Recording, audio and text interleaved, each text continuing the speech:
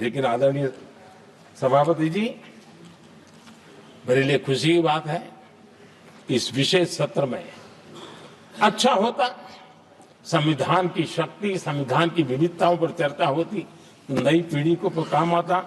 लेकिन हर एक की अपनी अपनी मजबूरियां होती है, हर कोई अपना दुख किसी न किसी रूप में प्रकट करता रहता है।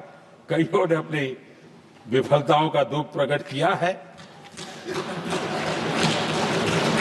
अच्छा होता दलगत की भावनाओं से उठ करके देश हित में संविधान की चर्चा हुई होती, तो समृद्धि मिलती अनेक देश की नई पीढ़ी को।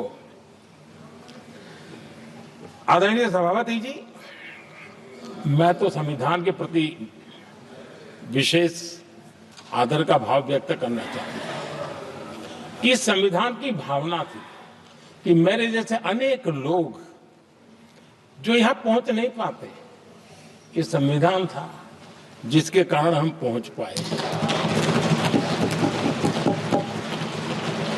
क्योंकि हमारा कोई बैकग्राउंड नहीं था। हम यहां तक कैसे आते हैं? ये संविधान का सामर्थ्य था, जनता जनार्दन के आशीर्वाद थे। इतना बड़ा दायित्व, और मेरे जैसे बहुत लोग यहां भी जिनका ऐसा कोई बैकग्राउंड नहीं है, यही एक सामान्य परिवार से आए हैं, और आज संविधान ने हमें यहां तक पहुंचाया है। और ये भी कितना बड़ा सौभाग्य है कि हमें देश ने इतना स्नेह दिया, एक बार नहीं, दो बार नहीं, 3 बार। ये हमारे संविधान के बिना संभव नहीं था। आदरणीय सभापति जी,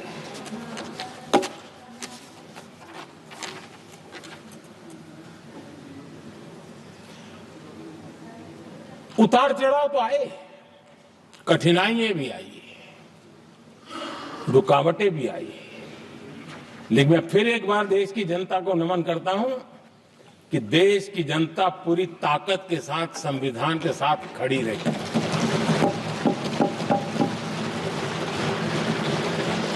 आदरणीय सभापति जी, मैं आज यहां किसी की व्यक्तिगत आलोचना करना नहीं चाहता हूं, लेकिन तथ्यों को देश के सामने रखना जरूरी है, और इसलिए मैं तथ्यों को रखना चाहता हूं।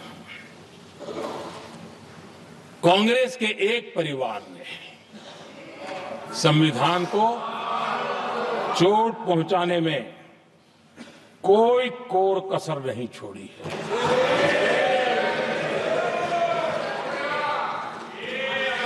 और मैं इसलिए एक परिवार का उल्लेख करता हूं कि 75 साल की हमारी यात्रा में 55 साल एक ही परिवार ने राज किया है। इसलिए देश को क्या क्या हुआ है ये जानने का अधिकार है, और इस परिवार के कुविचार, कुरीति, कुनीति, इसकी परंपरा निरंतर चल रही है। हर स्तर पर इस परिवार ने संविधान को चुनौती दी। आदरणीय सभापति जी, 1947 टू 1952 इस देश में इलेक्टेड गवर्नमेंट नहीं थी। एक अस्थाई व्यवस्था थी, एक सिलेक्टेड सरकार थी, और चुनाव नहीं हुए थे। और जब तक चुनाव न हो तब तक एक इंटरिम व्यवस्था के रूप में कोई खाका खड़ा करना चाहिए, किया गया था। 1952 के पहले राज्यसभा का भी गठन नहीं हुआ था, राज्यों में भी कोई चुनाव नहीं थे, जनता का कोई आदेश नहीं था। उसके बावजूद भी, और अभी तो संविधान निर्माताओं ने इतना मंथन करके संविधान बनाया था। 1951 में जबकि चुनी हुई सरकार नहीं थी, उन्होंने ऑर्डिनेंस करके संविधान को बदला और किया क्या? अभिव्यक्ति की आजादी पर हमला कर दिया गया।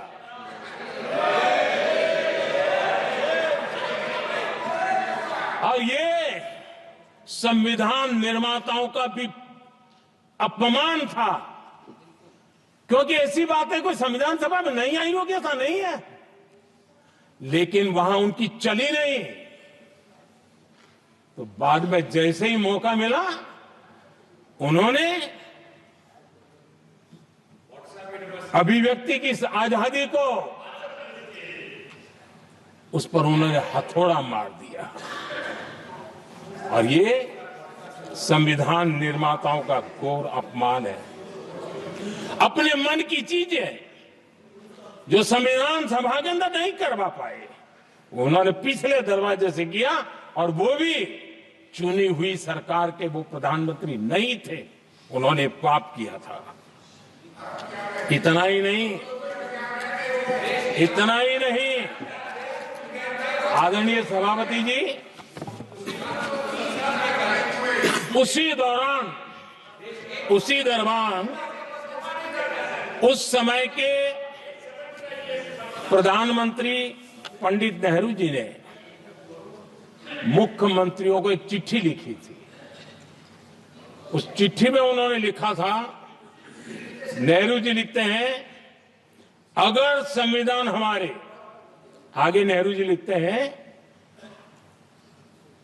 अगर संविधान हमारे रास्ते के बीच में आ जाए, ये नेहरू जी लिख रहे हैं, अगर संविधान हमारे रास्ते के बीच में आ जाए, आगे नेहरू जी कह रहे हैं, तो हर हाल में संविधान में परिवर्तन करना चाहिए। ये नेहरू जी ने मुख्यमंत्रियों को चिट्ठी लिखी।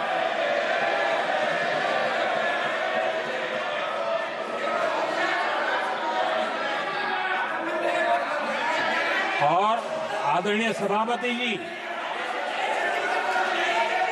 ये भी देखिए, 1951 में ये पाप किया गया, लेकिन देश चुप नहीं था। उस समय राष्ट्रपति डॉक्टर राजेंद्र प्रसाद जी ने चेताया, ये गलत हो रहा है। उस समय स्पीकर पद पर बैठे हुए हमारे स्पीकर महोदय ने भी पंडित जी को कहा, गलत कर रहे हो।